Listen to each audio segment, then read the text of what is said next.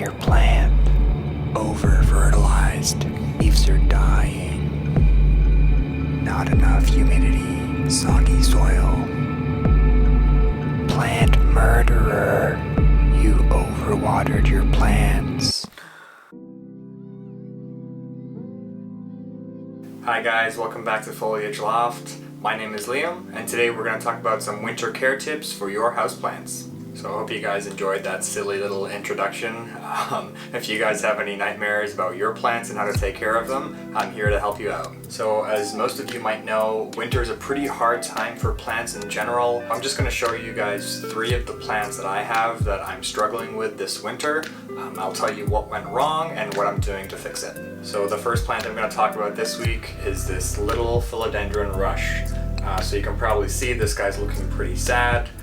Over the last few weeks, I think I've lost about half of the leaves on this guy, and it's already a pretty small, compact plant, so in losing half of its leaves, it's pretty much on the brink of death. My problem with this plant is probably the same problem that you're going to run into in the wintertime, and that's overwatering. Depending on your latitude, so how far north or south that you are, you will probably see less sunlight in the winter.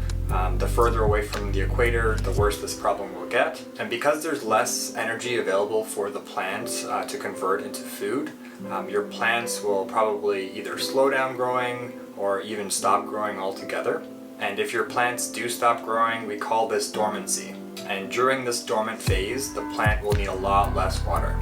So how did I end up overwatering this plant? My mistake was thinking that the soil was completely dry when the soil was probably still a little bit moist. And with all this extra moisture inside the pot, I think this plant has a little bit of root rot. Root rot is caused by fungus that lives inside the soil, and if the soil gets really moist for too long, this fungus can start reproducing and growing, and it'll start eating away at the roots of the plant. Root rot will affect the rest of your plant. Obviously the roots are damaged and are rotting away, so the leaves will eventually start doing the same thing, so they'll start turning mushy and brown. So if you notice some brown mushy leaves on your plant probably has root rot as well, and you have 2 options to fix this. Your first option is pretty simple. Just let the plant completely dry out. Don't give it any water for a couple of weeks. Make sure before you water it again, the soil is completely dry. And if you're lucky, the roots will dry out, the plant will recover, grow more roots and grow more leaves, and you'll be okay.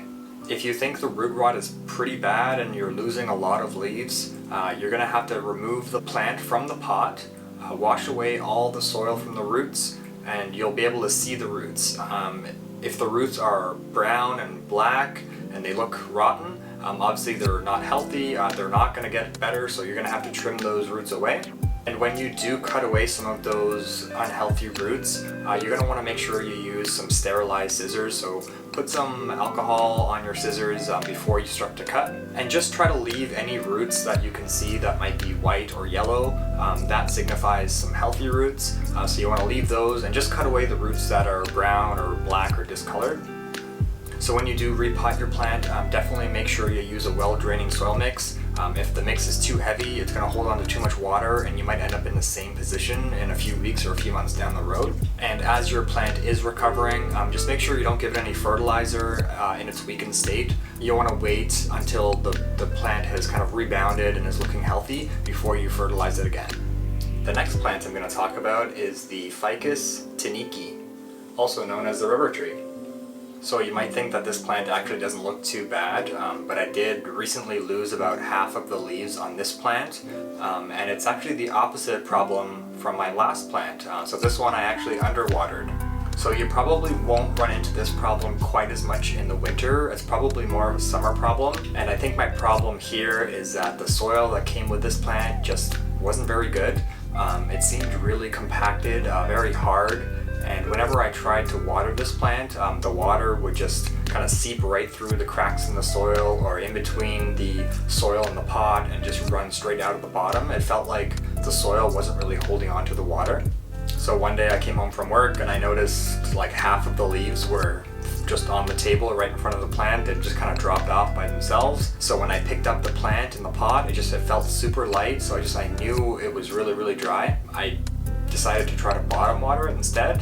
And bottom watering is exactly what it sounds like, just filling up a dish or a bowl with water and allowing the plant in the pot just to sit inside the water and just suck up all that water. Soil has this interesting property called capillary action.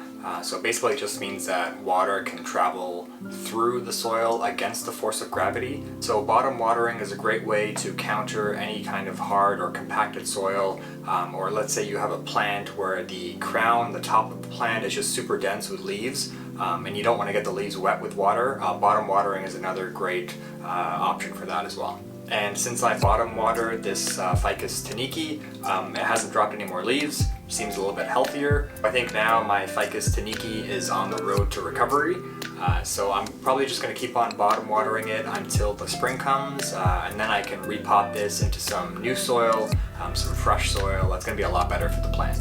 So the last plant I'm going to talk about that's struggling for me is this Aphelandra, also known as a zebra plant. You can see this guy is looking especially sad. Now some houseplants can actually live for decades, they might even outlive you. This is not one of those plants. They're kind of known for being pretty short-lived. When I bought this plant last summer, it had a ton of leaves, it even had a few flowers on it, but now you can see it's almost down to a bare stem. It just has a few leaves left. This plant is actually known for going dormant in the wintertime. It needs a lot of light, humidity, and warmth to thrive, and winter, where I live in Canada, doesn't really have those things. It's not warm, it's not humid, there's not a lot of light, so I'm not really surprised that this plant went dormant for me. I do have this Aphelandra under a grow light, so it is getting some extra light, but obviously it's not enough to keep the plant full and in full bloom. I think sometimes with a plant you just really have to be patient, so I'm hoping when the days get a little bit longer and brighter in the springtime, this plant will kind of come back to life for me. So to sum things up, the things that plants really need: warmth, sunlight, humidity, they're in short supply in the winter, so really just gotta do the best you can. If you can try to increase the humidity in your home, either with some pebble trays or a humidifier, that will help out a little bit. You may also want to move some of your more needy plants closer to the windows, just so they get more light. If you think your plants are really struggling with light, you can always go out and purchase a few grow lights. They're pretty affordable nowadays, so getting a few grow lights and keeping them nice and close to your plant will really help it out. Another thing, try to keep your plants away from any cold drafts. So if you have a window with poor insulation, or maybe like a patio door that opens a lot, just keep it away from those spots. And also be mindful of the temperature inside your home as well. Obviously you want it to be comfortable for not just your plants, but for you as well.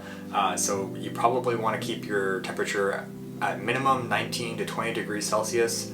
And finally, if your plants do stop growing or are growing very slowly, you probably want to stop fertilizing them as well. So that's all for today. Hopefully some of this information will help you guys to take care of your plants in the winter. If you guys could like this video, that would be awesome. It really helps the channel a lot. And if you haven't yet, please subscribe. Thank you so much for watching.